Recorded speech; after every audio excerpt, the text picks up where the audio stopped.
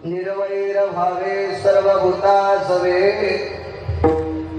साधन बरवे हेची एक तरे चांगिकार करील नारायण बडबडे तोषीन एनेवीन सोयी पिशोन समान जिगडे चित्त परवडे उपकारी तरे चांगिकार करील नारायण बडबडे तोषीन एनेवीन तुका म्हणे चित्त झालिया निर्मळ तरेच सकळ केले होय तरी चांगिकार करील नारायण बडबडे तोषीन एनेवीन नमो विठ्ठला राजया पांडुरंगा नमो रुक्मिणी माऊली ज्ञान गंगा नमो पुंडलिका नमो चंद्रभागा नमस्कार माझा पांडुरंगा पांडुरंगा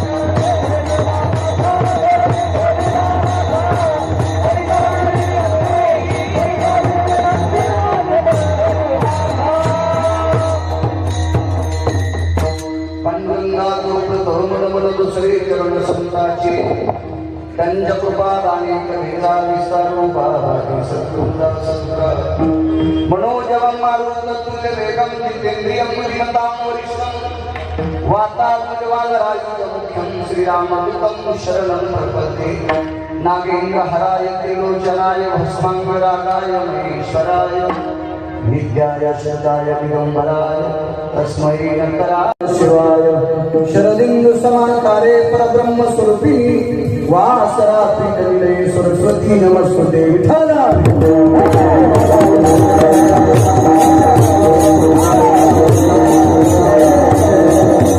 निर्वैर भावे सर्वभूता सवे साधन बरवे हेची एक तरी चांगिकार करील नारायण बडबडे तोषीन एनेवीन प्रस्तुत प्राप्त प्रसंगी निवडलेला अभंग विश्वमान्य विश्वभूषण विश्वाधिकार विश्वप्रिय चिन्मयी स्वरूप असणारी अधिकार संपन्न साधू श्रीमंत श्री जगद्गुरु तुकोबराय यांचा प्राप्त प्रसंगी निवडलेला अभंग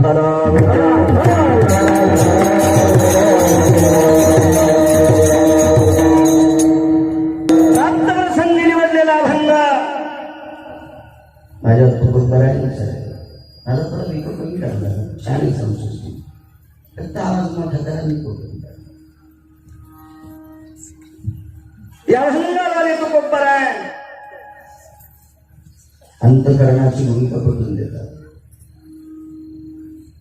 मन किती निर्मळ असावं आणि अंतःकरणामध्ये विशुद्धता असल्याच्या नंतर काय होते हे दोन्ही त्याचे बुद्धिमंत प्रकरण पटवून देतात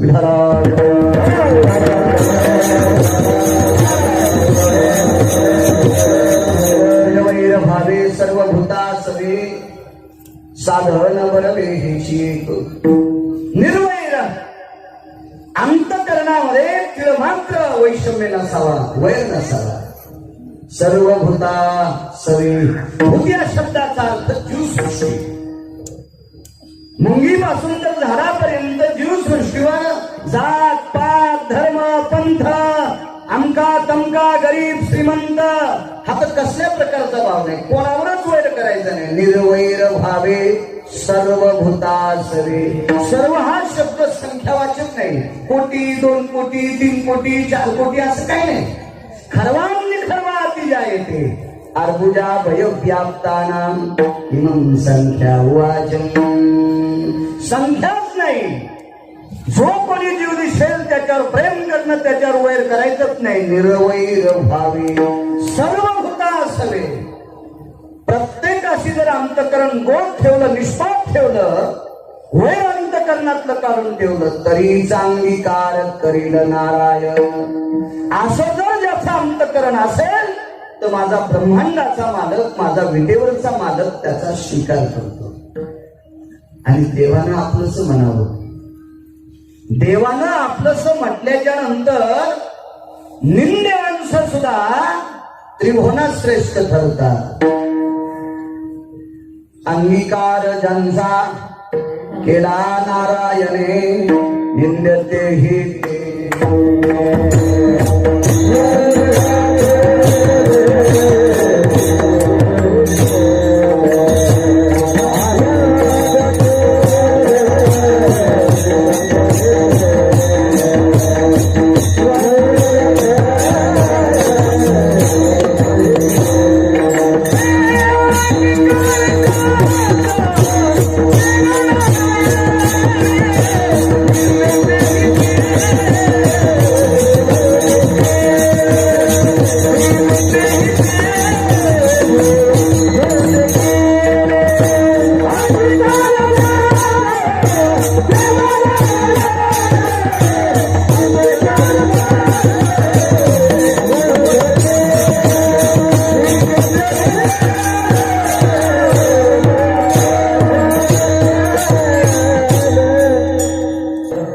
जगाच्या मालकाने ज्यांचा अंगीकार केला ती निम्न माणसं सुद्धा वंदे ठरतात. एक जन्माला मी उच्च कुळात जन्माला आलो. बिन पाण्याची तुई तू सुगड्या. उच्च कुळ कोणी कोण घालतो. विश्वाच्या मालकासमोर उच्च नीचपणा नाही. तुम्ही केला हा शानपणा, तुम्ही केला शानपणा. ब्रह्मांडाच्या मालकाकडे चांगलं वागणं हा मोठेपणा आहे. किती जरी चांगल्या कुळात जन्माला आला असेल आणि नालायक जर पीत असेल तर त्याच्यासारखा हलकट जगात कोणी आहे. काय करायचं त्याचं उंच कुळ. तुम्ही आम्ही समाजात वाढीत टाकलेली माणसं जगाच्या मालकानं आपलीशी केली. कोण कोण. अजामेळ फिल्ली दारिणी कुंडी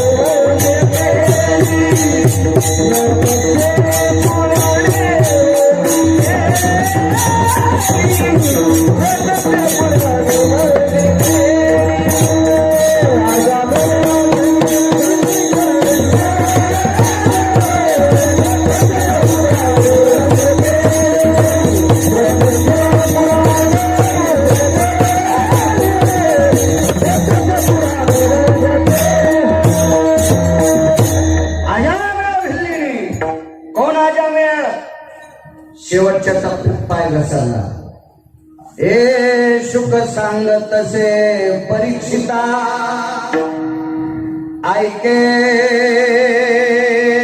अजामेळाची कथा वेसे सीरत नियंता भ्रष्टवम पदच्युताना. भ्रष्टत्व आलं त्या व्यक्तीला. त्रिकालज्ञानी महान म्हणजे प्रकांड विद्वान, पण शेवटच्या टप्प्यात पाय घसरला. समाधान वाढीत टाकलं. दिल्ली जंगलात लाहोर चित्र सशी धरणाऱ्याची पोरगी, कुंटीन नृत्य काम करणाऱ्याची मुलगी, पण माझ्या पंढरपुरातल्या मालकानं आपलंसं केलंय. आज त्यांचं दर्शन घेतलं की तुमच्या माझ्यासारख्या पाप संपते इतक्या त्या पवित्र झाल्या का? विटेवरच्या मालकाने त्यांचा अंगीकार केलाय. आणि असं जर आपल्याला वाटत असेल तर निरवैर भावे सर्वभूतासरी साधन बरवे हेची. एक साधन आहे, हे ज्याच्याकडे साधन आहे त्याचा तरीचा अंगीकार करील नारायण. आणि देवानं जर स्वीकार नाही केला तर कीर्तन किती केले बोंबलून सांगू नकोस. किती वर्ष भजन केले हे बोंबलू नकोस. फरक महत्वाचा आहे, गुण महत्वाचा आहे, देखावा महत्वाचा नाही. काही माणसं पंढरपुरात गेले नाही तरी पंढरपुरातला मालक त्यांना भेटायला सावता महाराज. एक जण म्हणला मी पंढरपूरला जायला चप्पलच घालीत नाही, तर तिथून आल्यावर मग ठरायला त्याच चप्पला घालायला काय करायचं. नालाय का तू पंढरपूरला जाऊ. विश्वाच्या मालकानं आपलं म्हटलं पाहिजे. 4-2 नालायकानं आपलं म्हणून काय होतंय, ब्रह्मांडाच्या मालकानं आपलं म्हणलं की काम संपत आहे. आणि त्यानं जर आपलं नाही म्हणलं तर तू केलेली कीर्तन, तू केलेली भजन, तू सांगितलेली शास्त्र बडबडे दोषीन येणे. आणि त्यानं स्वीकार नाही केला तर तुझी नुसती बडबडे बडबडे बडबडे बडबडे. पुढचं कर सोयरी पिशून समानाची घडे. जगाच्या मालकानं आपलं करण्याचं साधन पुढचं. सर्व आपली वाटली पाहिजे, आपल्याला आपली वाटत नाही तशी. जावाई आल्याच्या नंतर सासू 100 भांड्यावर पडती, हे करू का ते करू. आणि जावयाचा भाऊ आल्याच्या नंतर तिच्या अंतकरणात तितकं प्रेम नसते. आपलं कुठलं इथं तसं नाही. सोयरी पिशून समानाची घडे. ज्यांना आपण मुली दिल्या किंवा ज्यांच्या आपण मुली केल्या त्यांना सोयरे म्हणतात.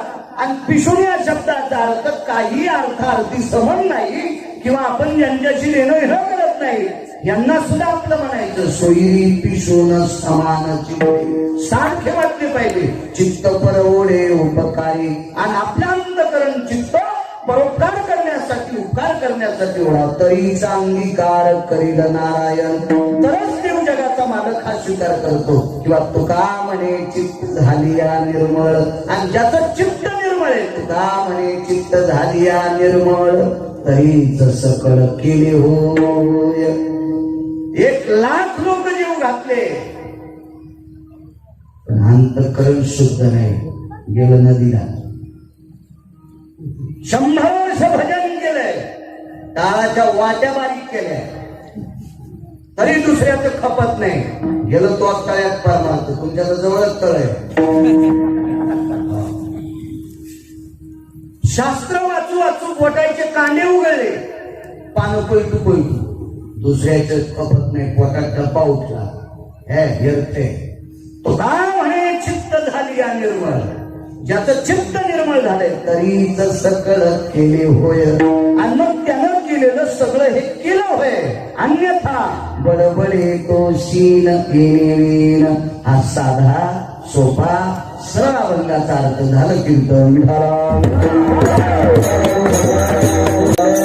मोठ्या श्रद्धेने मोठ्या अट्टहासाने माझ्या ज्ञानोबाला तुकोब करायची की धर्म पताका उंचवण्याचं काम. माझ्या ज्ञानोबाला तुकोब करायच्या नामाचा प्रचार उच्चार करण्याचं काम. हे छोटे खाली सुंदरच असणार डोंगराच्या पायथ्याला माठ नावाचं गाव. आणि तुम्ही सर्व ग्रामस्थ मंडळी, मी पहिल्यांदा आलो, मला काही जास्त जणांची ओळख नाही. म्हणजे तुमच्या गावात जेवढ्या आडनावाची माणसं आहेत तेवढ्यांना कोटी कोटी धन्यवाद. रमेश राव आणि योगेश दोघांचा मला फोनवर संपर्क झाला. बाकी सगळ्या जणांचं नाव घेतलं असं गृहीत करा. साऊंड सिस्टीमवाले असतील, मृदंगाचार्य दादा असतील, पेटीवाले, गायनाचार्य मंडळी, विणेकरी आदी करून सर्व ज्येष्ठ श्रेष्ठ आणि पंचकृषीतून आलेले सुद्धा श्रोतावर्ग सर्वांना मी कोटी कोटी धन्यवाद देतो.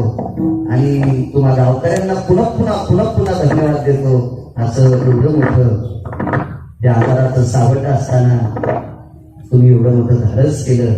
भगवंताचा नामाचा उच्चार करण्यासाठी, म्हणून तुम्हाला कोटी कोटी धन्यवाद.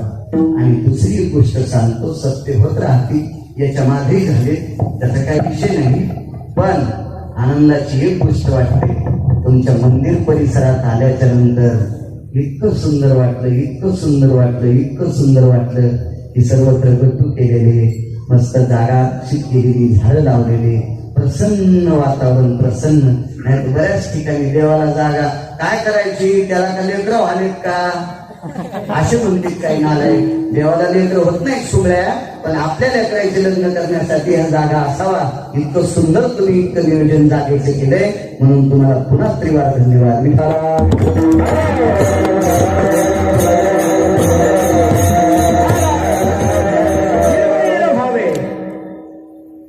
तो खूप बराय सांगतात, अंतःकरणात वैर नसावं, असं हालत हो जरा असं रामावं वगैरे मुळं निर्वैर व्हावे. श्रीमंत श्री जगद्गुरु तुकोबा यांना प्रश्न केला, महाराज पण वैर अंतःकरणात ठेवल्यावर होतंय काय?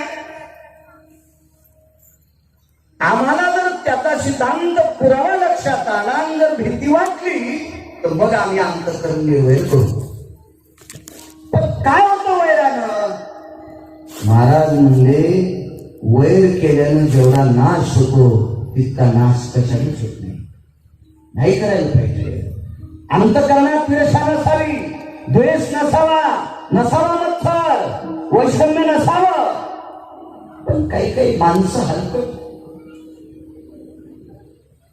ते खडकाला लावतात की होतंय काय वैर केलेलं. माझ्या तुकोबारायने एक सिद्धांत दिला. भगवान प्रभू रामचंद्र वनवासाला चालले.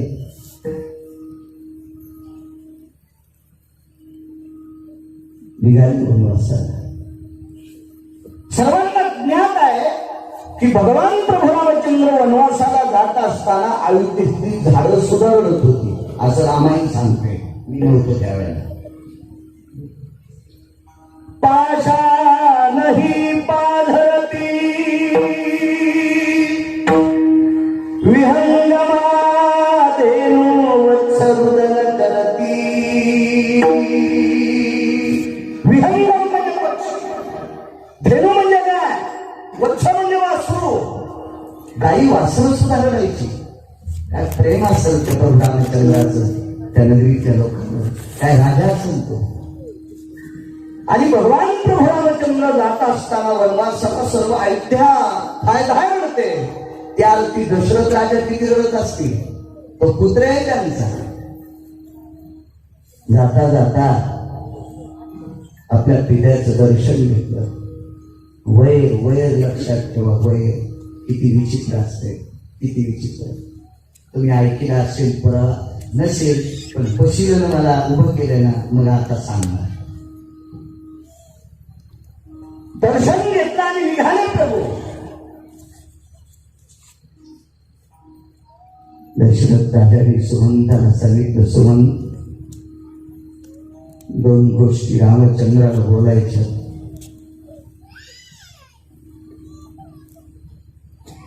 ठीक, श्रीराम जी बाबांना बोलायचं. आतमध्ये गेले आणि माझ घरात दशरथ राजाने 2 मिनिटाकरता प्रभू रामचंद्राला दिले. आपल्याकडं काही काही घरांना विशिष्ट प्रकारची नावं होते. राणी वसा, माझ घर, पाकगृह. आता काही काही ते लक्षात यायचे नाही. मराठीत ज्याला ट्रिपल एम ए केले त्याला माझ घर कळत नाही. त्याला कोण एम ए दिले त्याला नवीन टाकायला पाहिजे. विठाला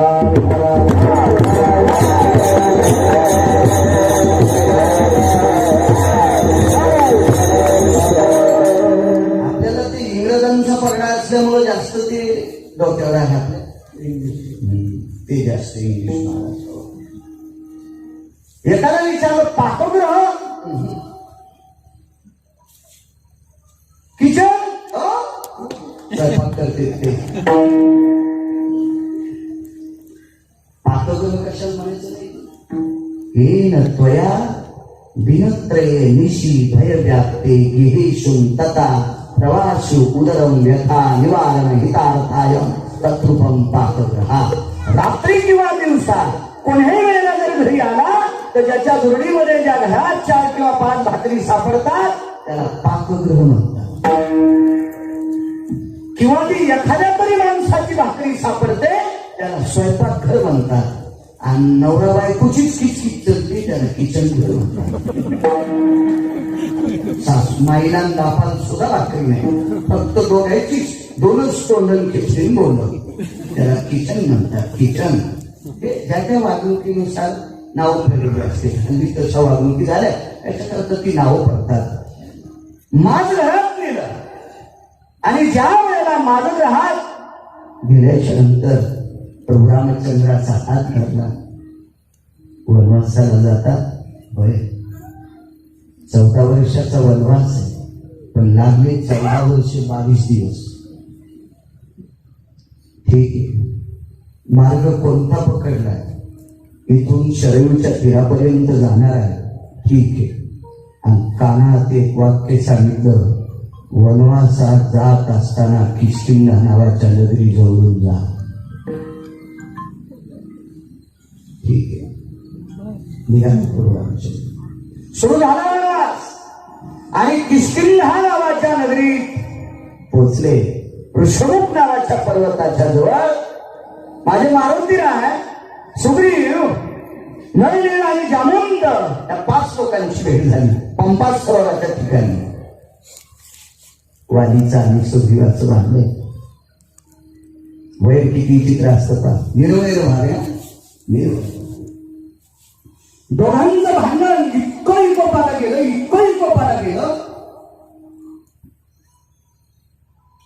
एका नालायकानं भावाची पत्नी हडप केली आणि त्याला काढून दिलं. त्याचं नाव वाली. वालीला वाईट म्हणण्याची माझी लायकी नाही. वाली हा किती नालायक होता मी पुढे तुम्हाला सांगणारच आहे.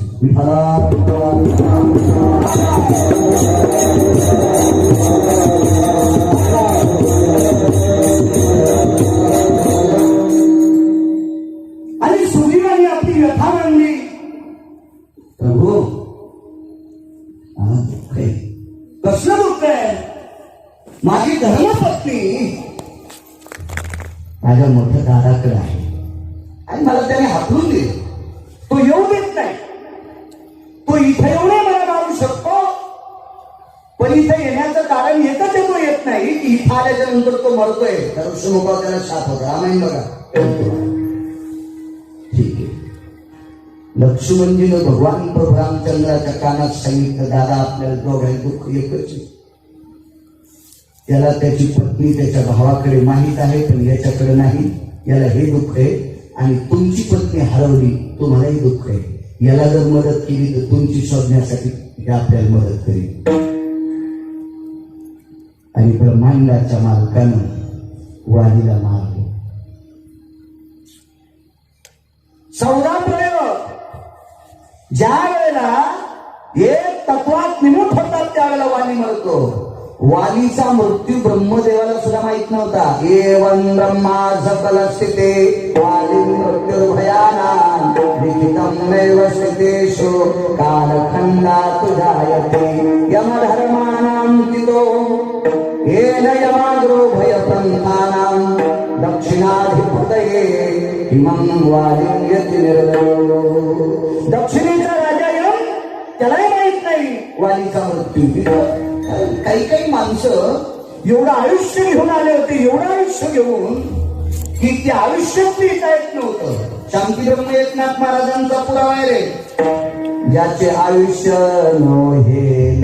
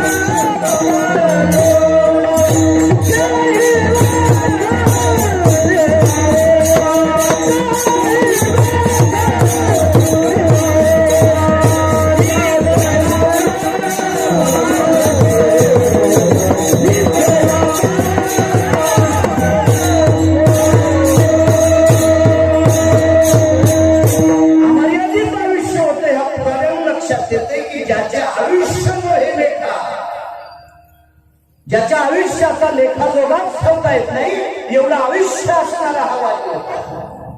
पण माझा वाला 14 प्रयोग त्याच्यातले 2 सांगतो, 12 पुन्हा कधीतरी पाहतो.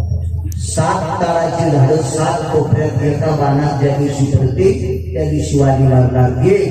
त्याच्या गळ्यातली विजयाची माग ज्या दिवशी तुटत त्या दिवशी मरेल 2. मग 12 पुन्हा पाहू.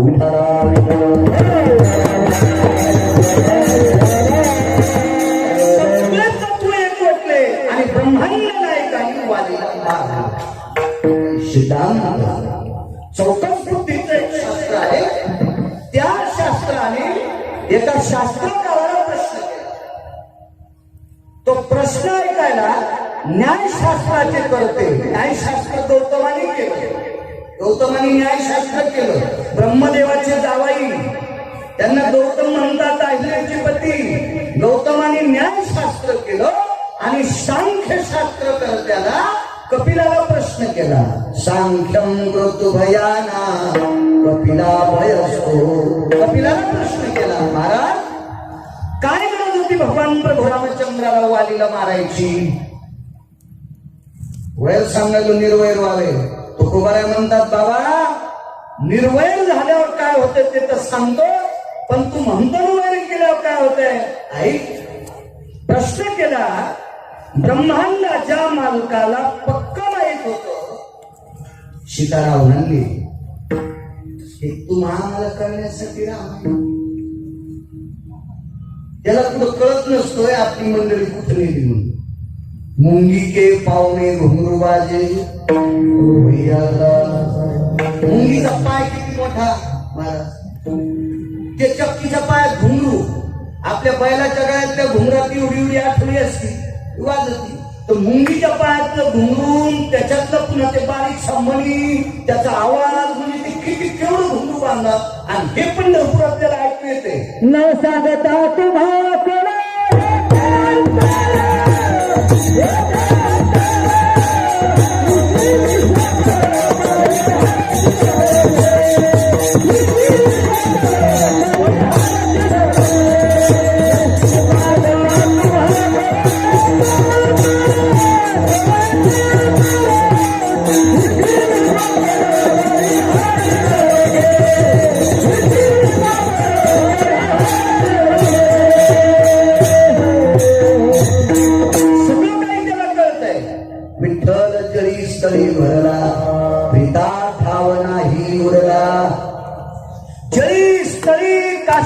पाशाणी सर्वत्र देव आहे.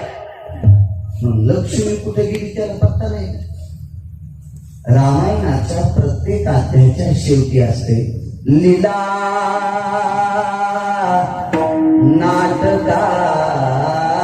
नाटकाधार नैवं गांजा संलिखितम. हे गांजा कुठे गेले? लीला नाटकाधार हे सगळं रचलंय. याचे रचते कोण? या भूषितम भयतती सकल दिनाना वैष्णव जन प्रवर्तते. ऋतुजन व्यालती संग भयो. ऋतुजन व्यालती संग भयो. प्रकटच भवतती सकल सुधाना. प्रकटच भवतती सकल सुधाना. प्रकटच भवतती सकल सुधाना. महर्षि भवयति जायन्ते. महर्षि यत जायन्ते. ते महर्षी वाल्मिक त्यांनी लिहिले. हे जन्माला यायच्या अगोदर केले रामायण.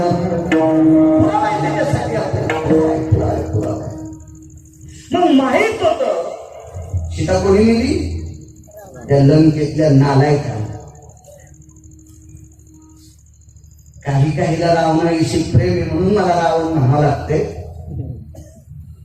नाहीतर मी त्याला घरी रावण्यात म्हणतो. आमचं पोरग सुद्धा काल परवा लॉकडाऊन मध्ये टीव्ही आणली. माझ्याकडे टीव्ही पण नव्हता. लोक टोमने होऊन लागले म्हणून आणली. नाही तर मला काही आवडत नाही. माझ्या डोक्यातच टीव्ही येईल कशाला ते काकार बघायचं. पण आणली. आमचं पुट्ट रामायण पाहताना ते पण म्हणते बाबा ते रावण्या. आवाज शिकलं ते मला नाही त्याला चांगलं म्हणून वाटत. का? मी ज्या संप्रदायाचं काम करतो त्या संप्रदायामध्ये स्वतःची पत्नी सोडून दुसऱ्या माऊलीकडे वाईट दृष्टीनं पाहणाऱ्याला चांगलं माहित नाही. जाईनो तू माते डकरी सायास आम्ही वेसलो.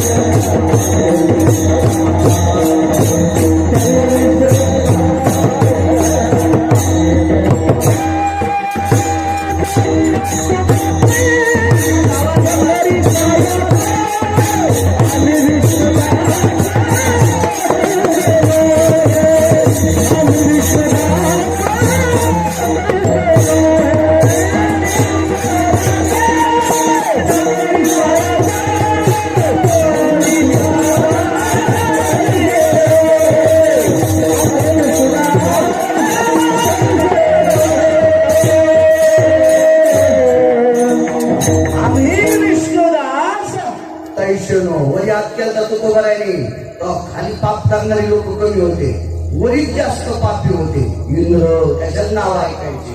वेदार्थाचा गोवा कन्याभिलाष वेदे नाही आईशे असे बरेच लोक वरी होते. म्हणून तुकोबराय म्हणले आम्ही विष्णुदास तैसे नो. आता जर तुकोबराय असते तर त्याला विचार करावा लागला असता खाली कोणाकडे बोट करावा. आम्ही विष्णुदास त्या महाराजासारखे, आम्ही विष्णुदास आमच्यासारखे न. त्यावेळी काही लोक पापी नव्हते. आणि म्हणून या संप्रदायामध्ये अभ्यास कमी असला तरी चालेल, कमी गाता आलं तरी चालेल, कमी बोलता आलं तरी चालेल, पण स्वतःची पत्नी सोडून जगातल्या प्रत्येक स्त्रीला माय आणि बहीण म्हणतो त्याला वारकरी संप्रदायात येण्याचा अधिकार. गाथेची गाथे पाठ केली नालायकानं. आणि एखाद्या भारतीय संस्कृतीतल्या माऊलीकडे बघितल्यावर त्याच्या डोळ्यात रावण जन्माला येतो. अशा नालायकाला संप्रदायात किंमत नाही. 80,000 बायका असताना त्या रावणानं ब्रह्मांडाच्या मालकीला दिलं. हा संप्रदाय कितपत बसतो म्हणून मी त्याला एकेरी बोलतो. आणि आता नाही म्हणून बोलतो. नाही तर आताच्या रावणात बोला ना, गाडीवर टिपर घालतील ते गेलाय म्हणून चालेल. आताच्या रावणाला म्हणायचं असं काय. सर्व काय माहित आहे. रावण हा बलाढ्यशाली आहे, रावण हा शक्तिशाली आहे. आणि या रावणापासून सीता सोडवण्यासाठी आपल्याला वाली पुरेपूर मदत केली हेही माझ्या पंढरपुरातल्या मालकाला माहिती आहे. भगवान प्रभू रामचंद्र म्हणजे कोण? पंढरपुरातला मालक. कोणाचा अवतार? विष्णूचा. हे मालक कोण आहे? विष्णू. माहिती आहे ना रावण हा शक्तिशाली. आणि शक्तिशाली रावणाला पंगाने दाखवायला ताकद कोणाच्या? आमच्याकडे पंगाने शब्द म्हणते. दाखवू का तुला पंगाने? मराठवाड्याचा शब्द आहे, तुम्हाला कळण्यासाठी चांगला आहे. आणि मग किती शक्तिशाली वाली. एवढ्या मोठ्या रावणाला बदला घेऊन ज्याला 4 समुद्राच्या आंघोळी केल्या, ज्या रावणाला काखेत घेऊन, या बलाढ्यशाली रावणाला काखेत घेऊन ज्यानं 4 समुद्राच्या आंघोळी केल्या, 4 सागराच्या स्थान होईपर्यंत बदलातून खाली होऊ द्यायला नाही. आता रावण शक्तिशाली कवाली हलकट तर दोन्ही होती बरं. वाल्याला हलकटच होता. वाल्या म्हणून वाल्मिक नाही बरं. ह्यो ह्यो ह्यो वाल्याचं नाही, हलकटच होता. कळेल तुम्हाला किती हलकट होता. हे दोघेही म्हणतो. पण हा शक्तिशाली होता. आणि ब्रह्मांडाच्या मालकानं वालीचा आणि सुग्रीवाचं संगनमत केलं असतं, मदत झाली असती. महाराजांकडे ते खाती ते गालन ना तिथे बाल संगनमत केलं असतं तर ब्रह्मांडाचा मालक आपल्याशी सुरानामा करतो याचा आनंद वालीला वाटला असता. आणि वालीनं मिटून घेतला असतं. आणि भगवान प्रभू रामचंद्रासोबत रावणाला भांडायला वाली कामी आला असता. तरी पण विजयाच्या मालकानं प्रभू रामचंद्र या अवतारात वालीला का मारलं असा प्रश्न एका तात्विक माणसानं भगवान प्रभू रामचंद्राला केला. वैर पा आता तुकोबारायचा पुरावा वैर केल्यानं काय होते. तर भगवान प्रभू रामचंद्रानं त्या व्यक्तीला सांगितलं. ती व्यक्ती कोण होती? घरी गेल्यावर पाहणं कुठं थोडं घेतलंय सगळं सांगायला. इच्छी झालं लॉकडाऊन मध्ये दुसऱ्याचं इच्छिण्यापेक्षा शास्त्र इच्छीला फायदा होईल तुमचा. कशाला वाट्यावर बसून दुसऱ्याचं धुणं राहतं. भगवान प्रभू रामचंद्रानं सांगितलं बाबा मला जितका सुग्रीव प्रेमळ आहे तितका सुग्रीवापेक्षा काही पटीने वाली सुद्धा माझ्या कामाचा होता. पण मला मारणं गरजेचं होतं. का? माझ घरात नेऊन राजा दशरथानं प्रभू रामचंद्राचा हात धरला. सांगितलं रामा 14 वर्षाच्या वनवासात तो किष्किंधा नावाच्या नदीत जाय. का बाबा? तिथला वालीचा भाऊ सुग्रीव जास्त मस्ताड आहे. त्याचा काटा काढ. भगवान प्रभू रामचंद्रानं सांगितलं बाबा कमी करा मोठी करा सांग ना सांग. मग मी तुझ्यासाठी सांगेन. एकूण एकच केलं पाहिजे ना. वाली हा अमर तत्व आहे. वाली मरू शकत नाही. त्याला मारण्यासाठी 14 प्रयत्न आहेत. दशरथ राजानं सांगितलं 100 असू दे कर पण मी पाप सांगतो तुला पाप त्याला मारलंच पाहिजे. पण तेवढ्या वेळात भगवान प्रभू रामचंद्रांनी प्रश्न केला असं काय पाप केलं वालीनं? त्याच्यावर तुम्ही एवढे चिडात? त्याचे कारण सांगतो. वालीचं आणि राजा दशरथाचं युद्ध झालं. रामायणात पाहायचं नाही. बेजार होता. पुन्हा म्हणता गिरगावचा बाया काही बघतो. त्याच्यामुळं नंतर कोणी बोट घालू नये त्याच्याकरता आताच पुरावा द्यायला हे दुसऱ्या पुराणात आहे. आणि मी पाहिल्याशिवाय वाचल्याशिवाय सांगत नाही. मला काय तुमच्या तळ्यात थोडंच गवसले विठाला.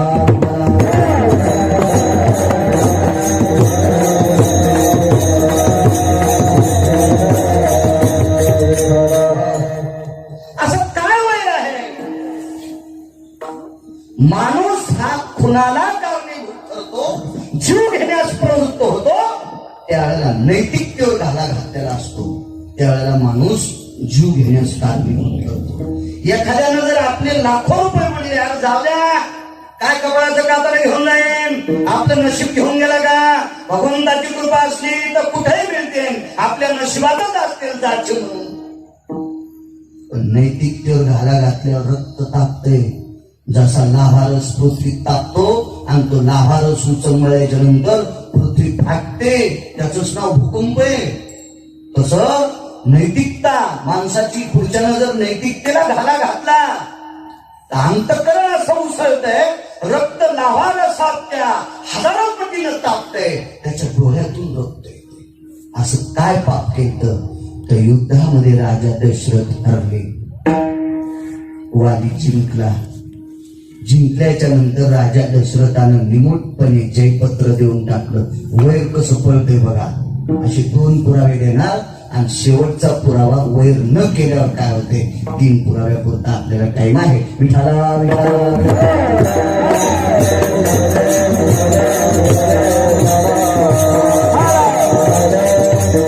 जयपत्र दिलं.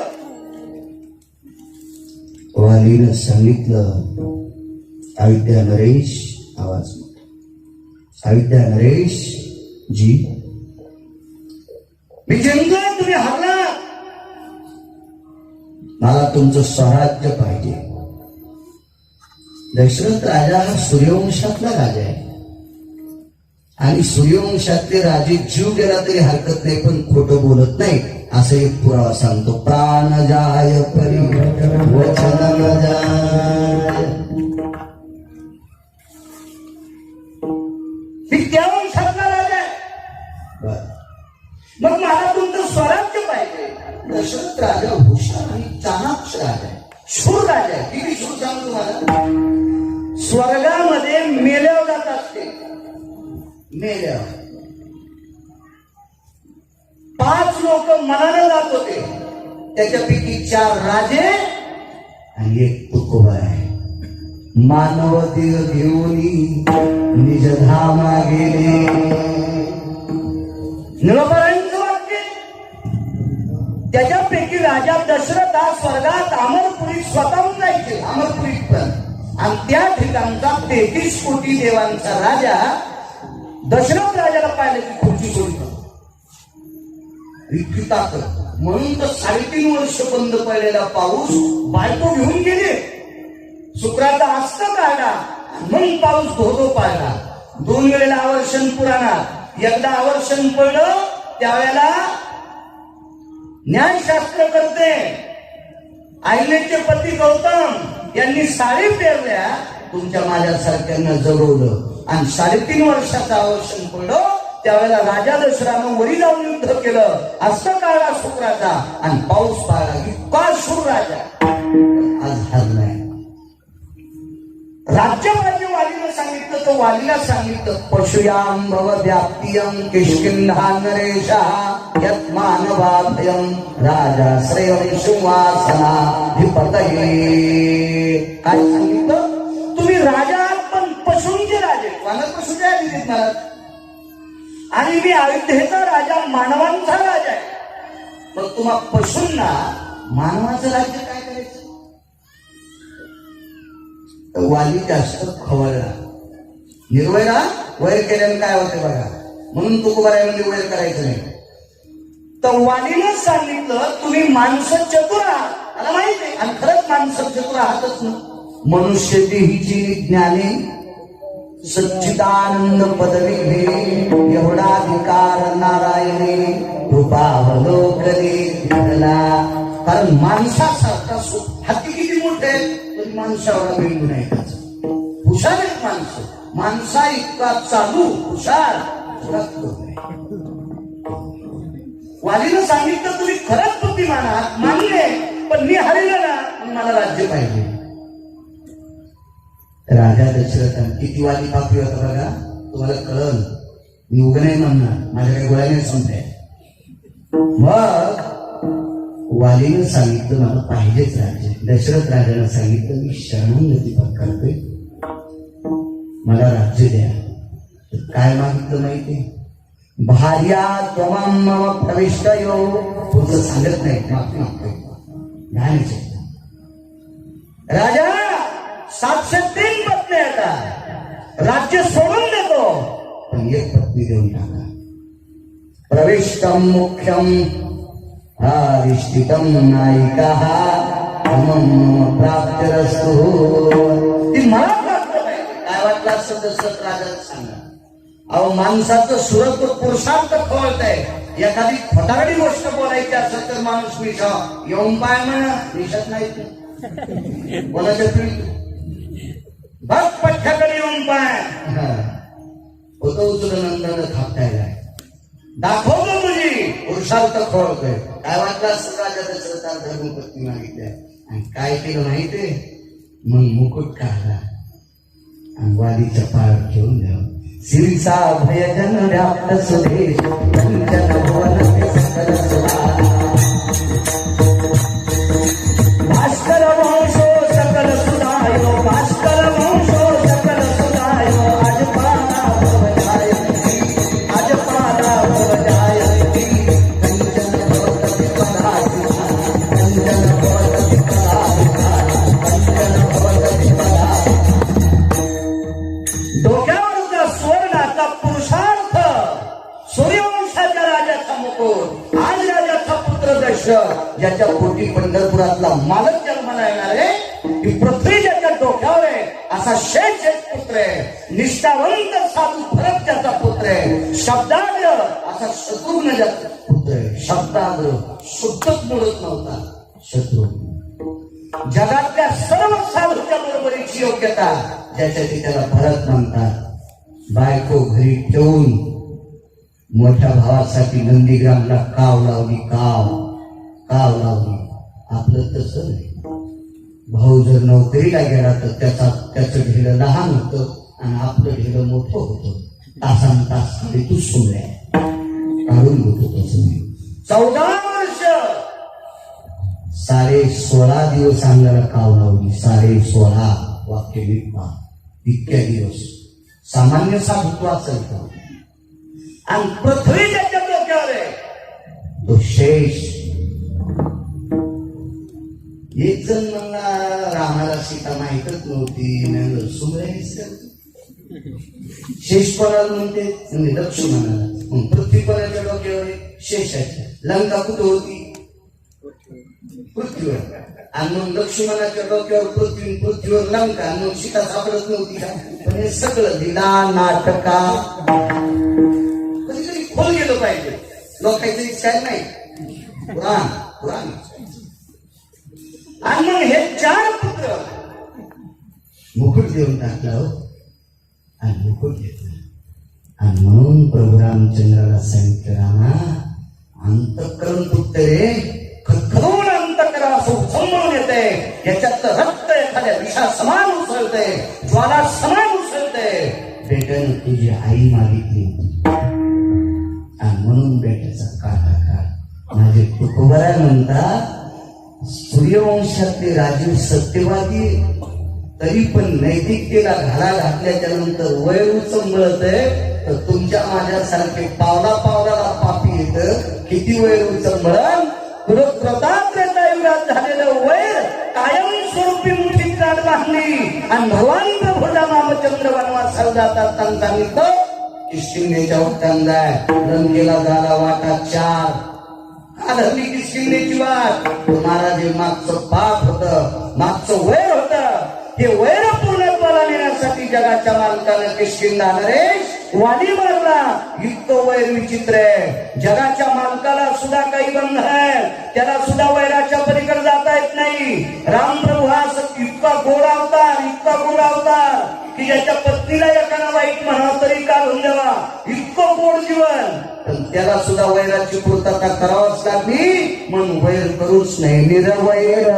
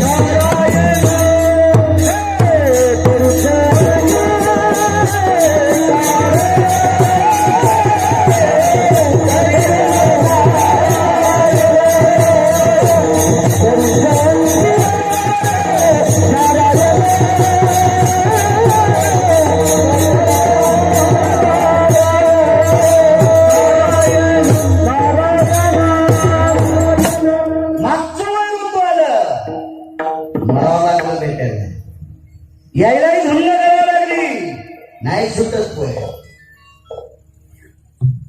जरासंध नावाचा व्यक्ती महाराज फार शक्तिशाली होता. पैसे तर इतके त्याच्याकडे होते 22,000 राजे. आपल्या भारताची किती संख्या आहे खासदाराची आमदाराची तुम्हीच मोजा कारण मला राजकारणाचा गंधच नाही. पंढरपुरात त्याचा लागलाय त्याच्यामुळे बाकीचा लागू द्यायचा नाही आणि ज्या दिवशी लागेल त्या दिवशी पापूत वाद समजायचं. त्याचं जनतेने करायचं 22,000 राजे त्याच्या पायावर लोळून घेत होते. असा जरासंध राजा मोठा. त्याच्या आष्टी आणि प्राप्ती नावाच्या 2 मुली कंसाच्या पुतण्या होत्या. मारल्या त्या. तो कंस मारला जावाई. आणि याच्या अंतःकरणात सारखं भगवान कृष्ण परमात्म्याशी वैर होतं. उदाहरण क्रमांक 2 वैर नाही करायला पाहिजे. किती घालीन कारण असते पा. द्रौपदी सारख्या स्त्रीला उघड व्हायची वेळ आली असेल तर वैर आहे. काय गरज नव्हती दुर्योधनाला सभेत फासायची. अंधाची आसुता काय गरज नव्हती. आंधळ्यांची लेकरं आंधळी असतात. तुझं नाही म्हणत द्रौपदीचं वाक्य. गरज नव्हती. कुलीनो भवक्षालिनो देवांगना समकामिना वाणीर प्रगल्भति जायते प्रविष्टं द्रव्यराशिना. या देशाची सर्वात श्रीमंत संपत्ती कोण असेल तर भारताची स्त्री आहे. भारताची स्त्री. ज्या घरी कुल स्त्रिया राज्य राणी व संपत्ती. हे गावकऱ्याचं वाक्य. मग वाक्य माझी बायको ऐकायची तुम्ही कसं ऐकलं. राज्य राणी व संपत्ती. बलवान स्त्रीवर काय. गोपीचंदाच्या पत्न्या रात्री 1 वाजता जरी उठल्या पदराला हात लावित होत्या. त्याच्या साड्याला पदर होते. तुम्ही आता घेऊ नका. तुम्हाला नाही शपथ घेऊ नका. राज्य राणी व संपत्ती. इतकी संपत्ती श्रीमंत आहे. स्त्री सामान्य नाही. का श्रीमंत. राम तुमच्या पोटी. कृष्ण तुमच्या पोटी. रयतेचे राजा छत्रपती शिवाजी महाराज तुमच्या पोटी. तुम्हाला जो माणूस आवडतो तो एका माऊलीच्याच पोटी जन्माला आलाय. म्हणून स्त्री या देशाची फार मोठी संपत्ती. फार मोठी संपत्ती. आणि एवढ्या मोठ्या कुलवान स्त्रीनं वाणी सांभाळायची असते. द्रौपदीनं 3 चुका केल्या. ती माझी. महाभारतातल्या पांडवाच्या पक्षाचा मी आहे. पंढरपुरातला मालक त्यांना मानतो. त्या आरती गिरगावकर त्याच्या नावा भाकरी खालाय. मग तर मानावंच लागेल ना. आणि पांडवांना किती माणूस होता. द्वारकेचा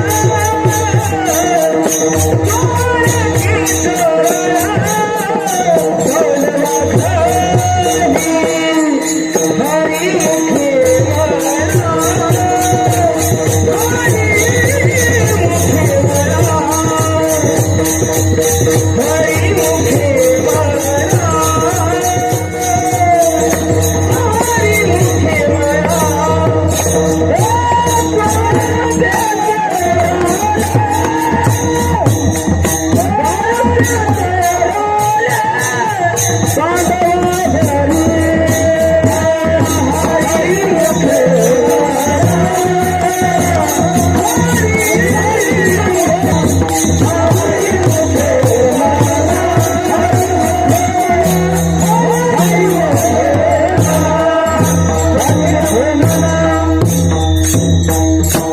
संसार फासा टाकला पंढरपुरातल्या बालकांना द्वारकेचा राणा पांडवांचा सुटते तो जरासंध नावाचा राजा विटेवरच्या मालकांना संगनमत करून भीमाच्या हाताने चिरला. चिरायच्या लायकीचा होता पण वय किती पिढ्याचं होतं बघा. चिरला फाटाळला असा कशाची भिंती करावा असा त्याला जाळं पेटवलं त्याच्या अस्थिकरी एक टाकल्या.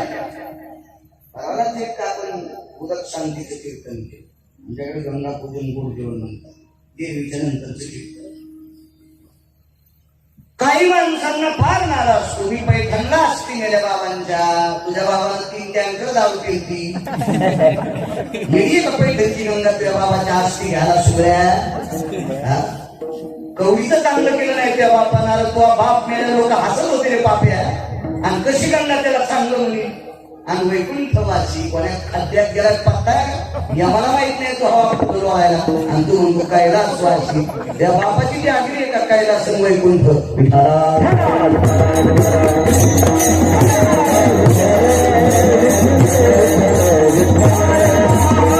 त्यानं भजन केलं नाही उलट भजण्याला नाव होता त्याला सांगतो सत्य लोकवासी वा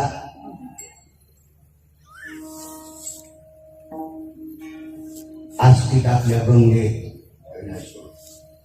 भिजत न तुम्ही विरच न गंगा इतकं पवित्र तीर्थे गंगा पापम शशितापम कल्पतरू दैन्यच करा किंवा वाचे म्हणता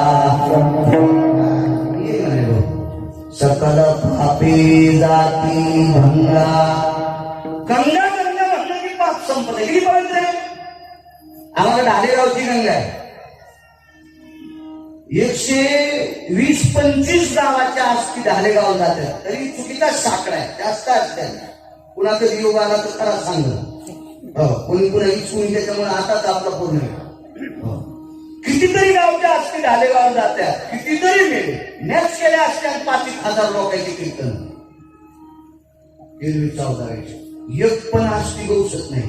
पण जरासंध्याच्या आस्तीची गरज त्या आस्ती गौसल्या शकुन्याला शकुनी मामा माहिती शहाणा शकुन्या यानं घराव तुळशीपत्र फुलन बहिणीचं वाजलं. हो या अशी शकुनी ज्याच्या घरी राहत असतील ना पुरणपोळी करायची म्हणायचं एसटीचा टाइम झाला आणि एकदम मला किती जीव घातलं तरी आमच्या इथला पाहुणा जाईच ना त्याच्या पाठीवर फवारा द्यायचा इंधनचा नाही.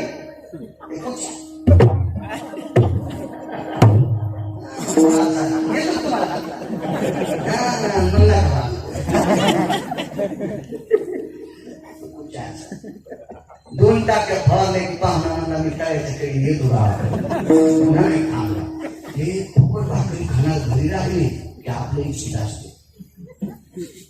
18 लोकांना फुकटे सांभाळले त्याच्यापैकी दोघांचं नाव सांग. एकानं बहीण सांभाळली घरघर नावाच्या राक्षसाला गेली ती नाट्या नाकाची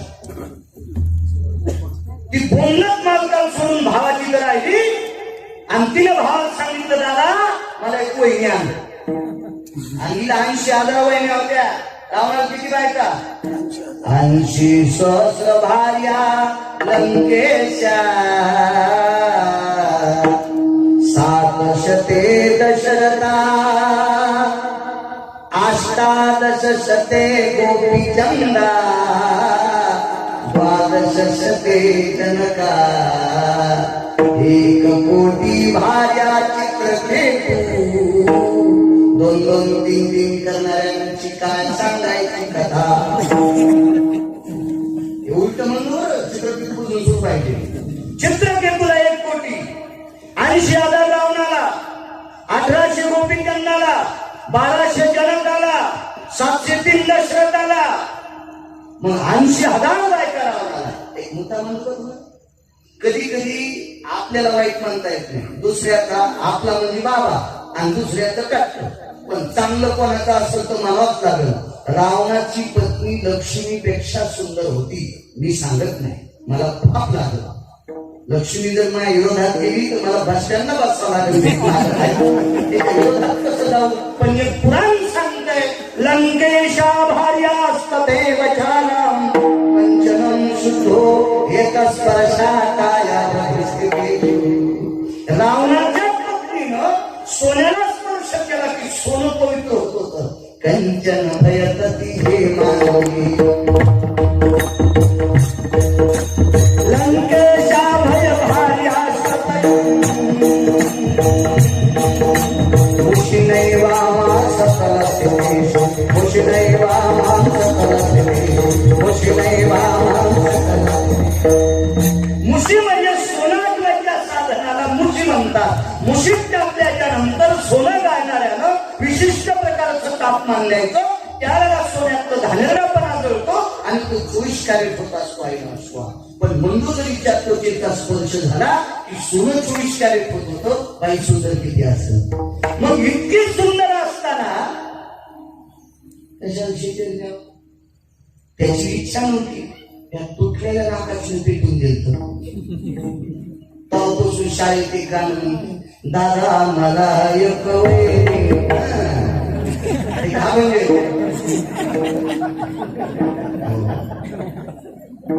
आमचं कुठं म्हणून आपलं शाळेतून आलं. मी म्हणलं एकानं शिल्लक वहिनी आणि एका बाईला समुद्राच्या तीरावर फुकून द्यायला. हे म्हणलं नको. आमच्या मॅडम सांगतात, मॅडम तुम्ही मॅडम चुलीत घाल.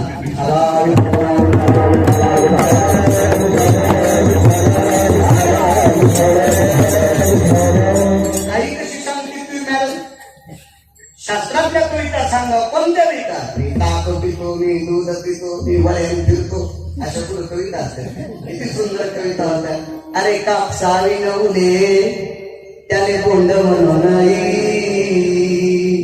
हरिनामाविन बोले त्याने तोंड म्हणून हरिनामाविन बोले त्याने तोंड म्हणून. किती सुंदर कविता आहे का नाही? असं म्हणायला पाहिजे का नाही? चंदन हे जिस देश की माटी तपोभूमि हर ग्राम हे हर बाला देवी की प्रतिमा बच्चा बच्चा. किती सुंदर कविता. दुसऱ्या शिकल्या, पप्पा माझ्या मम्मीचे मम्मी माझ्या पप्पाची, पप्पा माझ्या मम्मीचे मम्मी माझ्या पप्पाची, कोण्या भूताची. किती किती भास्कर, किती सुंदर काव्य आपल्या याचं. दुसरं त्या पोरांना म्हणलं नको बाप्पा, नको खराब करू नको, असं काही नको म्हणलं. काय बहिणीनं वाटलं केलं रावणाचं. आणि या शकुण्यानं गांधार नरेश. गांधार नरेशाचं ओरिजिनल नाव काय? मोबाईलवर सापडल. रात्र चॅटिंग इच्छिता, कधी कधी महाभारतीचा मोबाईलवर. या इंटरनेट जगात जगण्यासाठी महाभारताचा प्रश्न काही काही मुद्दे पाठ असणं अत्यंत गरजेचं आहे. रामायण चौकटी पुरतं पोषक आहे. भावन भावाशी कसं वागावं, जावानी जावाशी कसं वागावं, नाते संबंधात कसं वागावं, हे रामायण शिकवतं. पण या भरकटलेल्या युगात नाना प्रकारच्या पाप्यापासून कसं सावधान राहावं हे महाभारत शिकवतंय. विठाला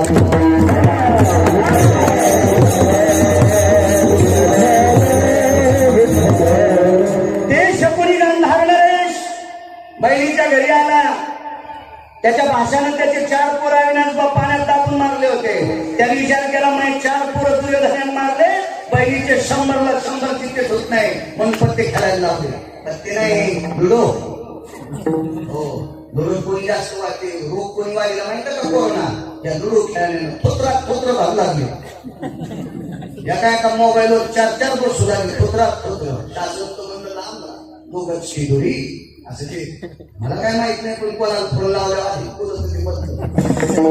लुडोवाले काय 4 कोसावर बसते का? मला तर शिक्षू लागते. म्हणजे महाभारतात बायकोही कोणाला त्या लुडोमुळं, आणि आता पुन्हा कोणाला इतके काय माहित करू